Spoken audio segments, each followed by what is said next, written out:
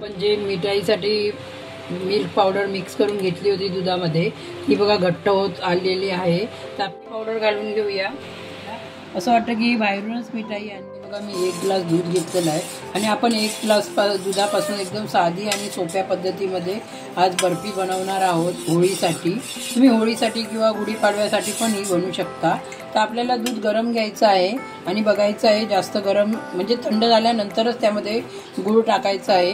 पहिलं तुम्ही गरम दुधामध्ये गूळ टाकला तर दूध फाटतं. त्यामुळे थोडं थंड झालं जेवढं आपण हात लावू शकतो, हे बघा असं हात लावून बघायचं, आपण हात लावू शकतो त्यावेळीच गूळ टाकायचा. तर इथे तुम्ही बघू शकता, हे बघा मी अर्धा कप गूळ घेतला आहे. गूळ आपल्याला थोडा बारीक करून घ्यायचा आहे. या जागी तुम्ही साखरेचा पण वापर करू शकता. बघा गूळ आपल्याला दुधामध्ये व्यवस्थित मिक्स करून घ्यायचं आहे. हे बघा तर आपण 2 मिनिटं असं विरघळण्यासाठी ठेवून देऊया. दुधामध्ये गूळ व्यवस्थित विरघळला पाहिजे. बघू शकता हे बघा दुधामध्ये गूळ वितळलेला आहे व्यवस्थित. आता दूध आपण गाळून घेऊया, कारण दुधामध्ये काहीतरी खडे वगैरे काय असेल तर ते निघून जाईल. आणि त्यासाठी आता आपण मिठाई बनवण्यासाठी एक पॅनचा वापर करायचा आहे. तर तुम्ही बघू शकता हे बघा मी दूध व्यवस्थित गाळून घेत आहे. चहाची गाळणी असते त्याने तुम्ही गाळू शकता. मिल्क पावडर घेतली आहे. आपल्याला 2 कप मिल्क पावडर लागणार आहे. 2 कप मिल्क पावडर घ्यायची आहे आपल्याला. हे बघा मी 1 कप मिल्क पावडर टाकली आहे आणि आपल्याला व्यवस्थित असं मिक्स करून घ्यायचं आहे. तर चमच्याने केलं तरी चालेल किंवा तुमच्याजवळ बीटर असेल तर बीटरने केलं तरी चालेल. तर थोडा वेळ लागेल पण आपल्याला व्यवस्थित अशी मिक्स करून घ्यायची आहे दुधामध्ये. पहिली 1 कप मिल्क पावडर मी दुधामध्ये घालून घेतली होती आणि आता हे बघा मी परत 1 कप मिल्क पावडर दुधामध्ये घालून घेतली आहे. मिळून आपण सर्व मिळून 2 कप मिल्क पावडर दुधामध्ये घालून घ्यायची आहे आणि व्यवस्थित असं मिक्स करून घ्यायचं आहे.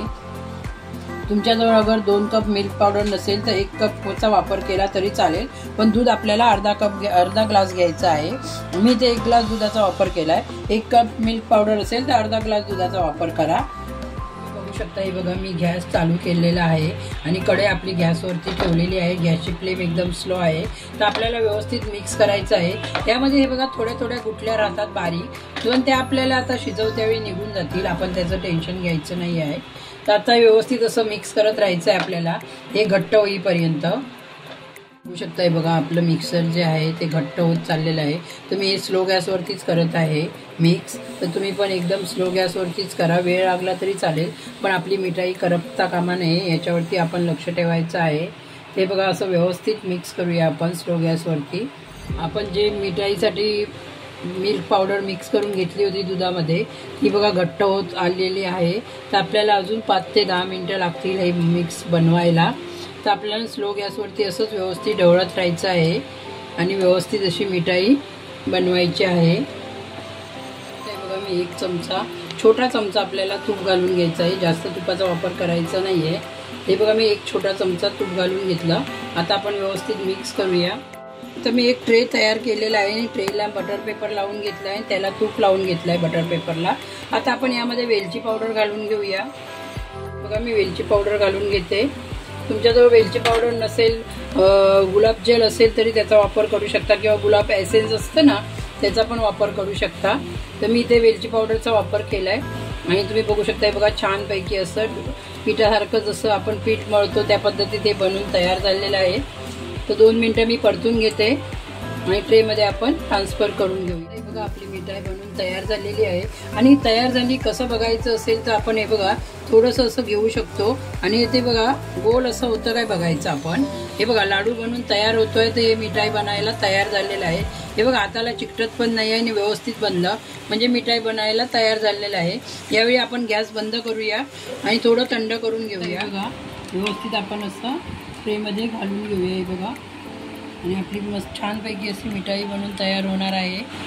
अर्धा ग्लास दुधामध्ये 1 ग्लास दुधामध्ये आपण व्यवस्थित असं ट्रेमध्ये लावून घेतलेलं आहे आणि आता आपल्याला हे 1 तासासाठी साईडला ठेवून द्यायचं आहे.